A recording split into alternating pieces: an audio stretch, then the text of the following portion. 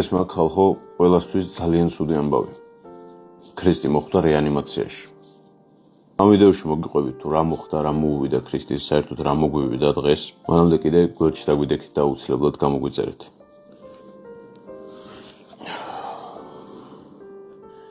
მივიდიოთ ბათუმში, დილის 4 საათი იყო დაახლოებით.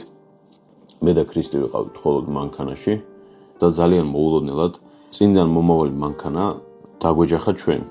არ ვიცი იმ ადამიანსაც ჩაეძინა ძალიან 4 საათი იყო დილა დაახლოებით. რა მოუვიდა იმ ადამიანს ნამდვილად არ ვიცი. დაეჯახა ჩვენი მანქანის მარცხენა მხარეს, ანუ სადაც ქრისტე იჯდა იმ მხარეს. ეს მანქანა დაატრიალა დაახლოებით 3 და კიდე რაღაცას დავეჯახეთ შემდეგ.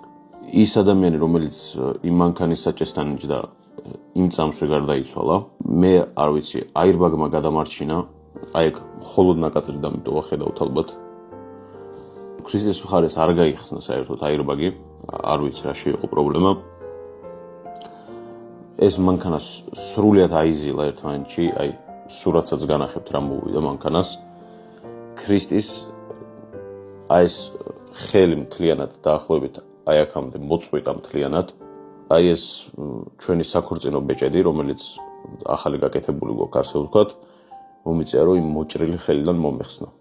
ამ ყველაფერს დამატებული ქრისტეს აქვს ასევე თავზე დაზიანებები. ექიმები ვარაუდობდნენ რომ ვერ გადარჩება, რაც არ უნდა სამწუხარო იყოს. ერთადერთი რაც კლინიკიდან შეძლეს რომ ჩემი თავი გაემხნევებინათ კლინიკაში, იყო რომ აი ეს ქრისტეს ხელი გაუმატანეს, რომელიც მოწყდა ქრისტეს და ამ ბეჭედს გაუკეთებ ხოლმე გავერთობი. ამაძალეს ხალხო, მე არაფერს შევაშვა.